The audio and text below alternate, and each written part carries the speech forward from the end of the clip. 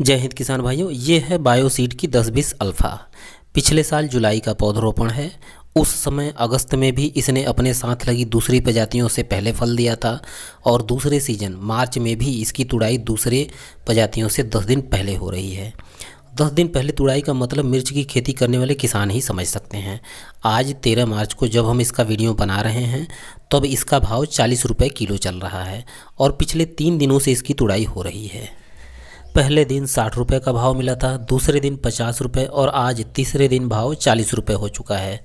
हर साल यही होता है। हर साल फरवरी मार्च में मिर्च का भाव आसमान पर चला जाता है क्योंकि ठंड के मारे अधिकतर प्रजातियों में फल ही नहीं लगता और ठंड का मौसम बीतने पर जब फल लगना शुरू भी होता है तो 15 से 20 मार्च से पहले किसी दूसरे प्रजाति की तुड़ाई नहीं हो पाती, इसे छोड़कर। मार्च महीने में मिर्च के भाव की कोई गारंटी तो रहती नहीं। आज 80 रुपये किलो चल रहा है तो 10 दिनों बाद मंडी का हाल ये हो जाता है कि भाव 10 रुपये किलो आ जाता है। कई बार तो बिकता भी नहीं।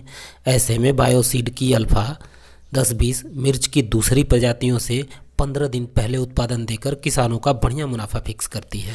किसान भाइयों, अपनी तरफ से हम आपको जिस भी प्रजाति का सुझाव देते हैं उसका सब कुछ देखने के बाद ही बताते हैं, जैसे कि इसका उत्पादन कैसा है, इसका रोग प्रतिरोधक क्षमता कैसा है, मंडी में बिक्री कैसी है, नए से नया किसान भी उसे करने में सफल होगा कि नहीं, ये भी देखते हैं।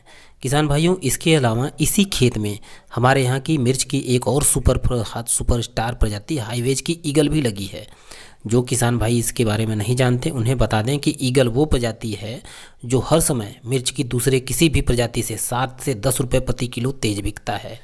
हाईवेज की ईगल भी बहुत अच्छी प्रजाति है, इसमें भी वायरस नहीं आता, फिर भी अधिकतर किसान इसे नहीं लगाते क्योंकि यह महज 0.8 मिलीमीटर बहुत पतली वैरायटी है जिसे दिन भर में एक मजदूर 30 से 35 किलो ही तोड़ पाता है।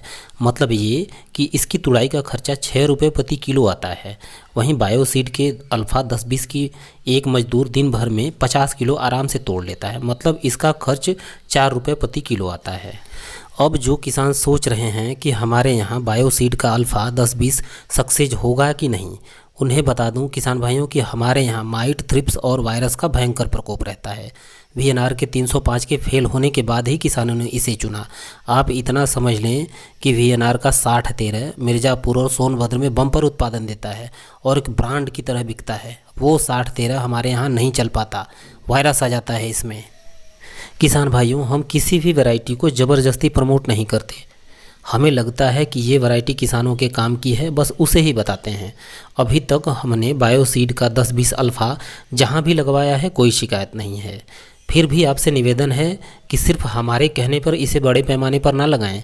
पहले एक पैकेट का छोटा ट्रायल करके देख लें और इसे अपने यहाँ चेक कर लें, अच्छी तरह से तसल्ली हो जाए तभी इसे बड़े पैमाने पर लगाएं। इसके अलावा इसके संबंध में जो कुछ भी पूछना हो आप सुशील भाई से इस नंबर पर संपर्क कर सकते हैं।